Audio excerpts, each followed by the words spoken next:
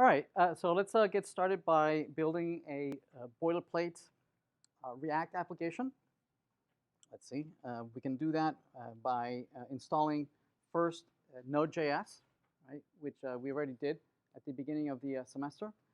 Once we've installed Node.js, we can install the React tool. There's a React tool called the Create React app, and you can install it if you search for it. You can say um, npm install create React app. You can download it and install it as a global command by using npx um, create React app, and that installs this as a global application. Okay, so if you follow the instructions in Create React App, it installs Create React App as a global command line, right? So you can then use it to create a boilerplate starting code for React. So for instance, here we're going to create one for this semester. So we'll call it say CS5200 Fall 19. This is a client application, right? So this is a user interface application, and we are using the React framework. Right? So that's going to take a minute or two. So React is a JavaScript library that allows folks to build component-based user interfaces that execute on the browser. There are two versions of React. There's a React.js version that is targets for building applications on the browser, and there's also a React Native, right, that allows us to target either phones and tablets and whatnot that can execute natively on a particular framework. We're using the React.js framework that will allow us to implement applications on the browser. It also allows us to build applications using a version of JavaScript that is a little higher level than the standard version that is JS 5, right? The new version EJS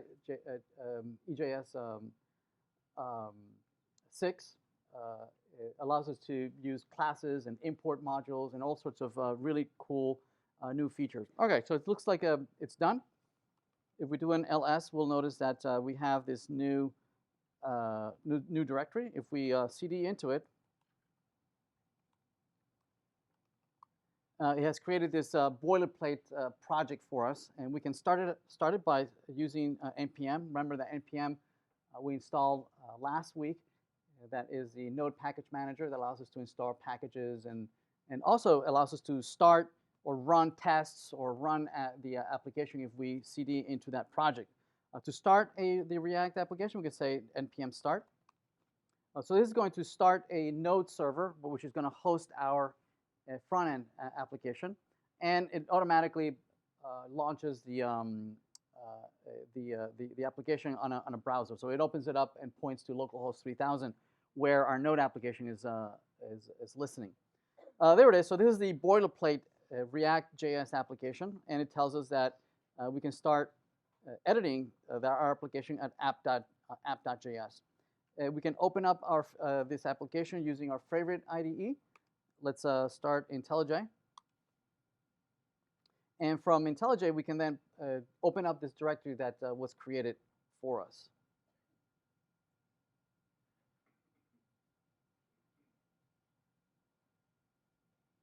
So we can say open and navigate down to our directory.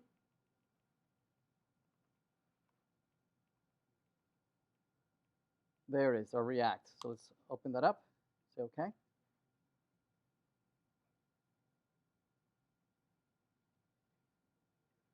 Close that. Let's open that up. And if you peruse through this directory structure, you'll realize that inside of source is the entry point. App.js is the entry point of the application of what you're currently seeing.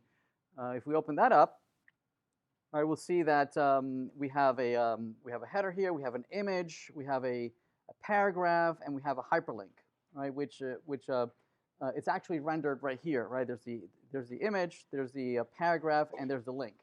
So this page here is the entry point of our application.